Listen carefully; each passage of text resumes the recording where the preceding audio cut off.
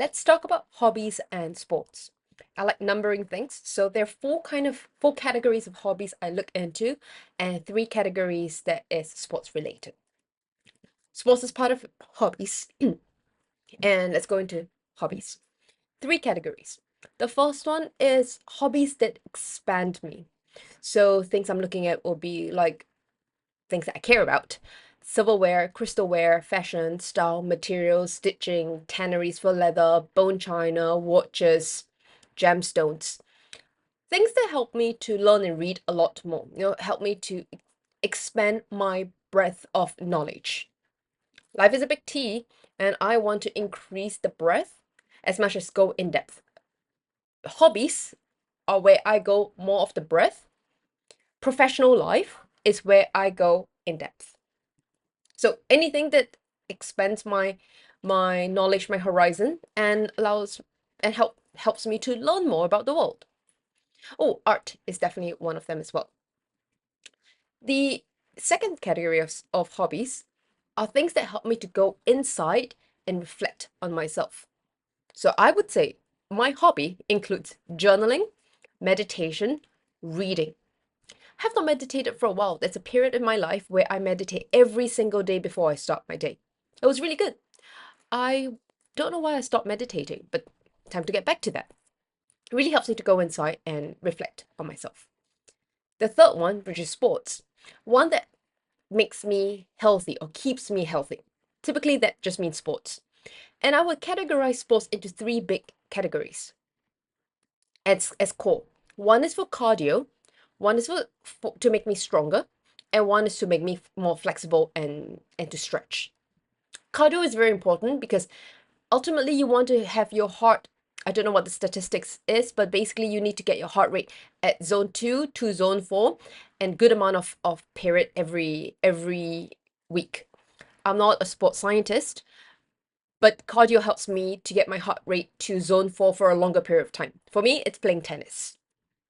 Want to get me stronger.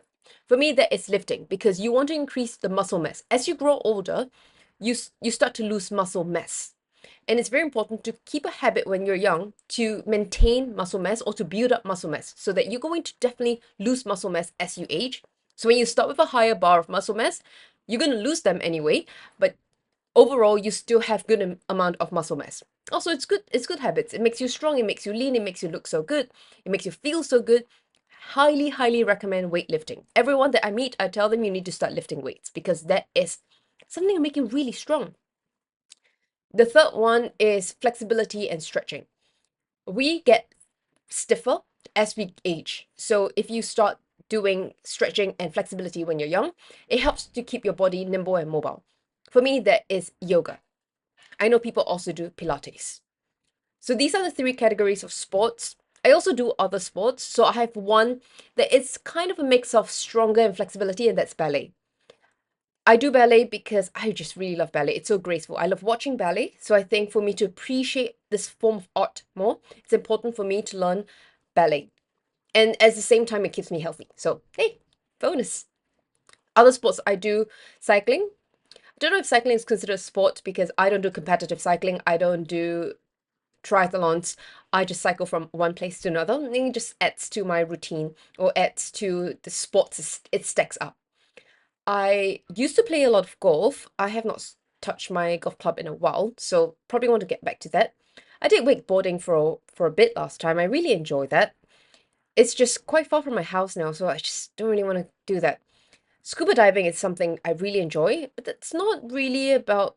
I guess scuba diving will be part of category one, which is one that expands me, allows me to explore more. We're all land people, and underwater is just a whole new world, and I really enjoy exploring the world the world that we don't really live in, underwater. I surf, I ski. I'm quite bad at surfing and skiing, but I do enjoy that. It's part of activities you do throughout the year as the season changes. And lastly, for when it comes to hobbies, it's one that nurtures me. So this is quite a big list. It's quite all-encompassing, to be honest.